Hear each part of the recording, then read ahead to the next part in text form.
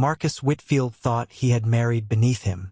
That's what he told his brother the night before the wedding, half joking, half serious, the kind of comment that gets a laugh at a bachelor party but reveals everything about a man's heart.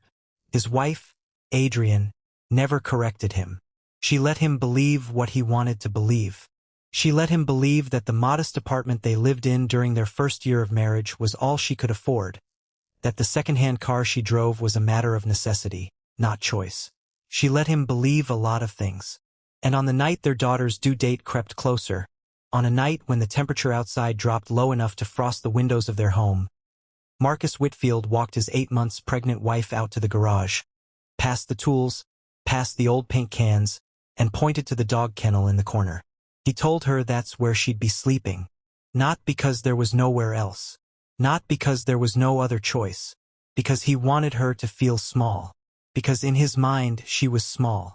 What Marcus didn't know, what he had no reason to suspect, was that the woman shivering on that thin dog bed, wrapping her arms around her stomach to keep their unborn child warm, controlled a fortune worth $20 billion. She could have purchased his childhood town, every acre of it, every building, every business his family had ever worked for, and still had enough left over to never think about the money again. Instead, she said nothing. She curled up on the kennel floor, closed her eyes, and let her husband sleep comfortably in their bed, unaware that the woman he'd just humiliated held more power in her name than he would earn in 100 lifetimes. Before we dive deeper, let us know in the comments where you're watching from. We'd love to hear from you, and don't forget to hit that subscribe button so you never miss any of our upcoming videos. Why did she hide it? Why did she let a man believe she was worth nothing when she was worth everything? The answer went back further than their marriage, further than the night in that garage, back to a decision Adrienne made years before Marcus ever knew her name. To understand how a billionaire ended up sleeping on a dog bed while pregnant, you have to understand the woman who chose to disappear inside her own life. You have to understand what she had already survived once before, and why she promised herself it would never happen again. And you have to understand Marcus Whitfield too. Not the man he pretended to be at dinner parties, charming and attentive, but the man underneath, the one who needed someone smaller than him to feel like a man at all. 3 questions will follow us through this story. Why did Adrienne hide $20 billion from her own husband? What was Marcus really running from in his own life? And when the truth finally came out, in front of people neither of them could control, what would be left of the marriage they built on a lie of omission? Adrienne Coleman was raised in Baltimore by a mother who cleaned office buildings at night, and a father who drove a delivery truck 12 hours a day. Money was tight, but love wasn't.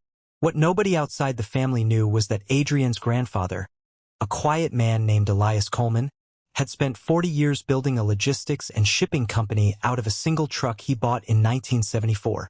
By the time Adrienne turned 25, that single truck had become a multinational freight empire worth billions, and Elias, with no other children to trust it to, made Adrienne the majority shareholder, with the condition that she keep her involvement private until she was ready to run it herself. He believed money changed how people saw you before they ever got the chance to see you. Adrienne agreed. She finished business school under a scholarship she didn't need, took an ordinary junior role at a small accounting firm, and told almost no one the truth about who she really was. Her first serious relationship after college taught her exactly why her grandfather's condition mattered.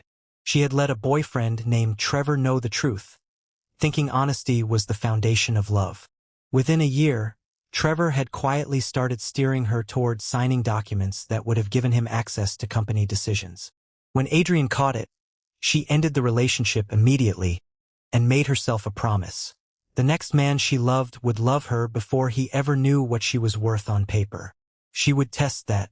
She would protect that, no matter what it cost her. Marcus Whitfield entered her life at a friend's cookout in Charlotte, North Carolina, 3 years later. He was funny, direct, worked in regional sales for a building materials company, and made her laugh in a way she hadn't laughed in years. She told him she worked in accounting. That much was true. She simply left out which company controlled the accounting she oversaw from a distance, through a trust and a small circle of executives who answered only to her. Marcus fell for the version of Adrienne that clipped coupons and drove a used Honda. He proposed after 14 months. She said yes, and she kept her promise to herself. She let him love the ordinary woman first. But ordinary wasn't what Marcus wanted underneath it all. Marcus wanted to be the provider, the man with the bigger paycheck, the head of a household where his wife needed him. When Adrienne's modest accounting salary occasionally outpaced his sales commissions, something in him curdled. He made comments, small ones at first, about women who forgot their place, about men who worked twice as hard for half the credit. Adrienne heard them and filed them away, the way you notice a crack in a foundation and tell yourself it's probably nothing. She loved him. She wanted to believe the crack would stay small. The trouble accelerated 2 years into the marriage, when Marcus lost his sales position after his company downsized his entire region.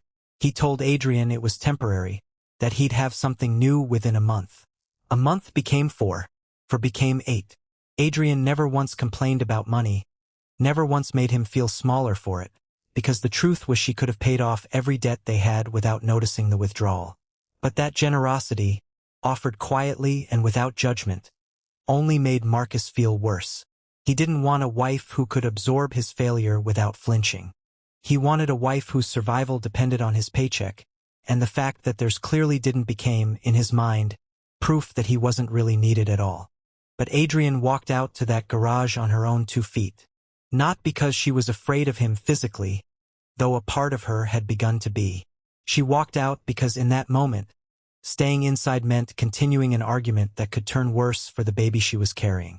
She curled onto the kennel's thin foam pad, pulled the blanket around her stomach, and closed her eyes, telling herself this was temporary. This was a night. This was not who her marriage would become. She did not call anyone. She did not tell her mother. She simply endured it, the way she'd learned to endure things quietly her whole life. And that was the night, alone in a freezing garage carrying a child, that Adrienne Whitfield finally admitted to herself that the man sleeping soundly upstairs did not deserve the truth she'd been protecting for his sake. It was Adrienne's older sister, Renee, who first noticed something was wrong. Renee had stopped by unannounced the following weekend to drop off maternity clothes and found Adrienne moving slowly, favoring her lower back, with a faint bruise along one forearm that Adrienne explained away as bumping into a cabinet. Renee didn't believe it, but she also knew her sister well enough to know pushing too hard would only make Adrienne retreat further. Instead, Renee started showing up more often. She started asking quiet questions. And on one visit, while Marcus was out, she noticed the dog kennel in the garage had a folded blanket inside it that smelled like her sister's perfume, not like a dog that had been dead for over a year. Renee didn't confront Marcus. She called their family's longtime attorney instead, a man named Gerald Voss who had represented the Coleman family's private interests for over 2 decades and who, unlike Marcus, had always known exactly who Adrienne really was. Gerald had watched Adrienne choose privacy over protection for years, respecting her wishes even when it worried him. But a pregnant woman sleeping in a garage changed the calculation entirely. Gerald quietly began compiling a file, not to expose Adrienne, but to protect her, gathering dates, timelines, and a record of Marcus's escalating behavior that he now believed the family might eventually need in court. Meanwhile, at Adrienne's small accounting office, a coworker named Priya noticed Adrienne wincing when she reached for files, noticed the long sleeves in warm weather, noticed a woman who used to laugh easily now flinching at raised voices in the break room. Priya didn't know about the fortune either, of course. Nobody at that office did. But she knew enough about what quiet suffering looked like, having lived through it herself years earlier, and she gently encouraged Adrienne to talk to someone, anyone, before the baby arrived. Adrienne brushed it off publicly. Privately, those conversations planted a seed that continued growing every day she stayed silent. Marcus read the first page twice before his mind caught up with his eyes.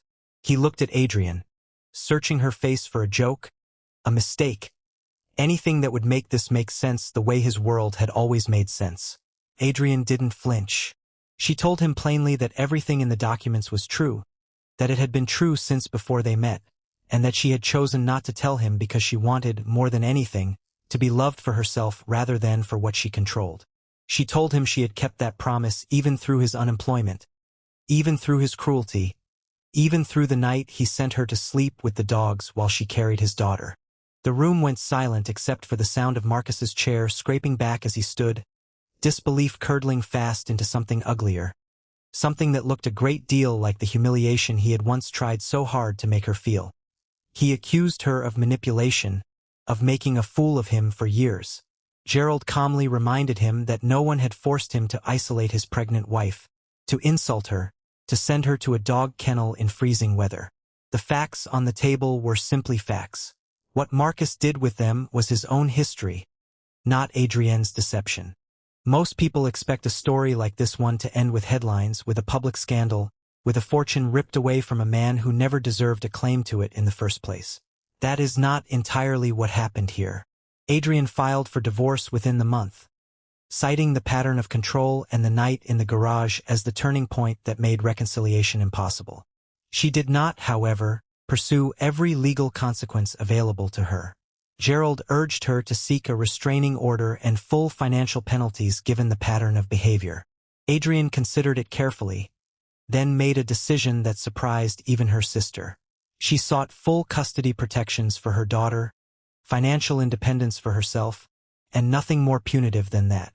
When Renee asked her why she chose mercy over consequence, Adrienne said something that stayed with everyone in that family for years afterward.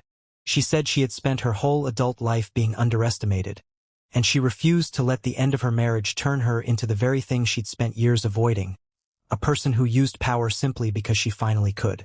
Marcus, for his part, moved back to his hometown, the same town Adrienne could have purchased outright without noticing the cost, and took a position managing a hardware store his cousin owned.